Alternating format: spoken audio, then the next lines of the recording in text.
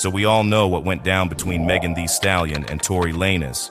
But now new evidence is being revealed that might set Tory free. Filed for an appeal in the 2020 case involving the shooting of Megan Thee Stallion, but now a statement from his appeal is going viral. So a statement from Tory's driver was filed on December 5th, 2023, shortly before Tory's team filed for his appeal. The story started after Megan accused Tory of shooting her in the foot during a pool party at Kylie Jenner's house. Initially, Tory did have some run-ins with the cops and got himself arrested for carrying a concealed weapon in a vehicle. Little did he know, he was going to be accused of a much more serious offense after Megan name-dropped him. But the first accusations didn't stick because the authorities were not able to find a witness who could prove that he was indeed behind Megan's injured foot. However, the LAPD was able to connect all the pieces and end the charges, arresting Tory for felony assault and gun charges. Megan also shared her side of the story, saying that she was in Tory's car with him, his bodyguard, and a friend, and that they were bickering. I never put my hands on anybody.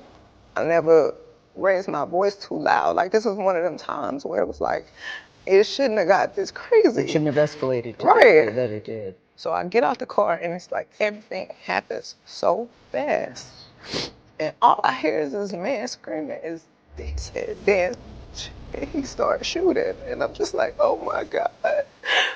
Long story short, Tory was sentenced to 10 years in prison for assault. There had been a long-standing debate about the entire thing. Some were arguing whether Megan's story was even true, while others believed that people should move on and let it go. But Tory's legal team is not ready to back down yet. In fact, they had been trying to get a new trial for Tory, stating that the evidence presented before was wrongly admitted at the trial. Their attempts have all been rejected so far. Well, until now. It seems like Tory's team was able to crack the code and finally found a better chance to get the case open once again. And their secret weapon? No one other than Tory's driver, Jaquan Smith, was present the entire time when the incident unfolded. And honestly, if there is a person who can shed light on the events that happened that night, then Jaquan is their best bet, given that he tells the truth.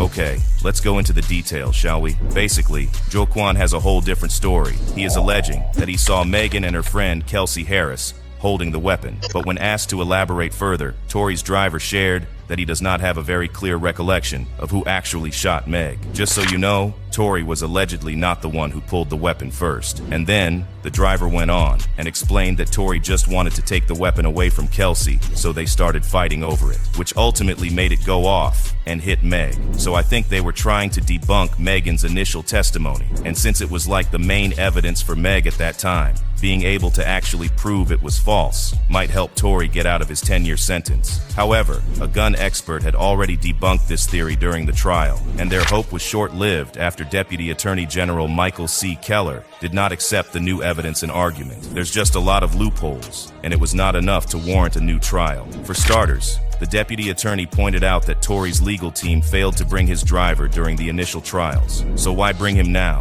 Isn't it too late for that? That actually made sense. Just think about it. If you were the judge, or the jury for that matter, it'd surely cast a cloud of doubt about the driver's credibility, right? I mean, it's not hard to make up stories, y'all. And at this point, Tory's new relevant evidence is starting to sound like one. Additionally, they don't think that the new evidence is strong enough. So based on how this is going, the sentence will definitely stick. One fan wrote, if they were fighting over the gun, wouldn't it go off in the car? What happened to the dance be dance? This is why court cases need to be left private. The public's opinions are irrelevant. While another added, the gun didn't go off by itself. It takes a whole finger to pull a trigger, and it takes effort. Not an expert, but that's what I've gathered from a lot of cases.